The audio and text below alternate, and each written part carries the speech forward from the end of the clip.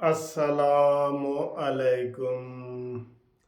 पिछा मुड़वे ढोला तेरी लोड़ पै गई, सा मुकदे बहन आके मिल सन। गाना सुने है ना तुसी? बड़ी ब्रेकिंग न्यूज़ है और पूरी तफसील के साथ आपको बताते हैं। एक तो ये ब्रेकिंग न्यूज़ है ना कि नवाज शरीफ साहब सऊदी अरब आ रहे हैं 11 तारीख को, हफ्ते वाले दिन। ये भी एक खबर है, लेकिन इसके अंदर जो चीज़ें हैं ना वो आपको उसकी तफसील बताते हैं। तो जनाब नवाज शरीफ साहब हमेशा की तरह माशाल्लाह नेक आदमी है, मेड इन पाकिस्तान है, पाकिस्तान का सोचते हैं। वो जनाब उम्रा करने के लिए 19 रोज़े को और 11 अप्रैल को और ये इसे क्या कहते हैं हफ्ते वाले दिन सऊदी अरब शाही मेहमान के तौर पे आ रहे हैं। जी हाँ, मोहम्मद बिन सलमान के शाही मेहमान पूरे 10 दिन रहेंगे। और ये आपको पता है ना कि ये वहाँ शाही मेहमान बन के आ रहे हैं जहाँ से इमरान खान ने इस मोहम्मद बिन सलमान से भी ताल्लुकात ख़राब कर लिए थे, जिसने कहा था जी साढ़े पैसे कड्डो, वापस कड्डो। आपको याद है ना? पहले तो ये उसका ड्राइवर बना था, हैं? पहले ड्राइवर बना था मोहम्मद बिन सलमान का, फिर साल बाद ही इसने यू टर्न लेना होता है, इसने मुल्क की तबाही और बर्बादी के लिए यकीन करो फिर इसने उनसे ताल्लुकात ख़राब लिए। कतर से ख़राब हो गए, दुबई से ख़राब हो गए, सऊदी से ख़राब हो गए और इसने तबाही मचाई है सर, अंदरूनी बैरूनी। ये तबाहियाँ आपको पता चलेंगी जब इसकी गिरफ्तारी होगी, तो निकलेंगे ना, जब पोटलियाँ निकलेंगी और तिजोरियाँ निकलेंगी और सारा कुछ निकल भी रहा है, आपको पता ही है।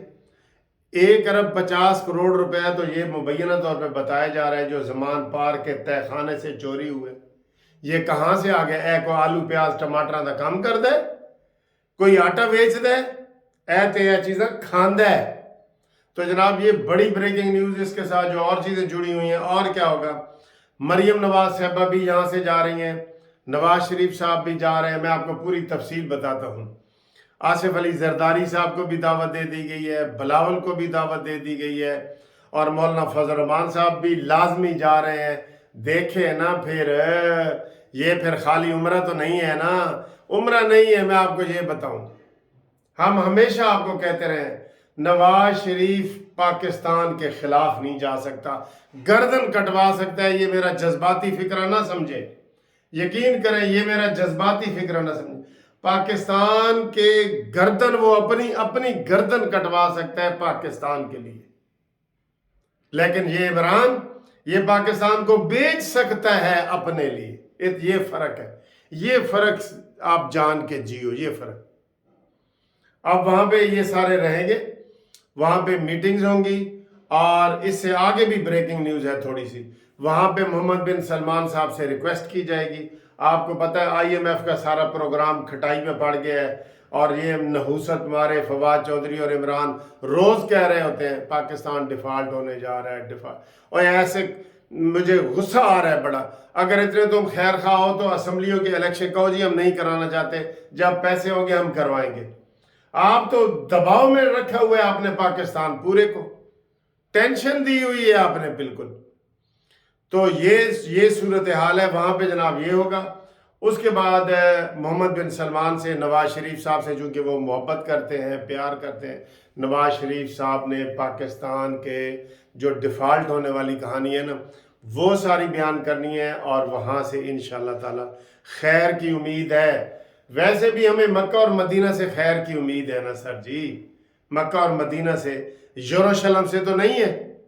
या आजकल वो चल रहे हैं ना, एक ट्रक पूरा वो पहुंचे हैं कंटेनर वहाँ ड्राई फ्रूट के। वो शख्स लेके गया है जिसने इमरान खान ने जिसको वीज़ा दिया था कि तू यहूदियों के पास जा और ये ले। वो यहूदी है बंदा खुद भी, उसको पहले जुर्रत कभी नहीं हुई। इमरान खान के दौर में उसको जुर्रत हुई कि मेरा पासपोर्ट भी बना के दो, अपने कानून भी नरम करो, मुझे तिजारत भी करने दो। इमरान ने कहा मैं तो हूं ही उनका नुमाइंदा, आजा बिस्मिल्लाह। पकड़ा गया है ना। उसकी ट्वीट कल दिखा रहे थे जिसमें वो सबका शुक्रिया अदा करना चाह रहा है। اور وہ وہاں پہ ڈرائی فروٹوں کے ٹرک پہنچا دیے ہیں۔ یہ بہت بڑی خبر ہے جو آج کل یہ عطا بندیال کی وجہ سے بیچ میں دبی ہوئی ہے۔ پھر اس کے بعد نواز شریف کا کیا پروگرام ہے؟ اس کے بعد نواز شریف صاحب یہ وہاں پہ عید کی نماز پڑھ کے عید کے بعد وہاں پہ قطر بھی جائیں گے۔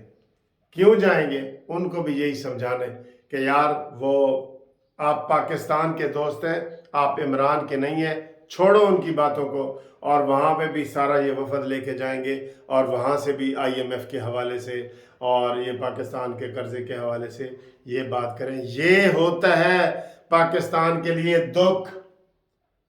میں کتنی دفعہ آپ کو سناتا ہوں نا کہ ایک بچہ ہے، اس کے 2 مائیں آ جاتی ہیں، ایک کہتی ہے میرا ہے تو ایک کہتی میرے ہے۔ تو قاضی نو سمجھ نہیں آ رہی، جسٹس نو بھی میں کی کرا، وہ کہتا ہے جی میں اس بچے کے 2 ٹکڑے کر دیتا ہوں، آدھا آپ لے جائیں آدھا آپ لے جائیں۔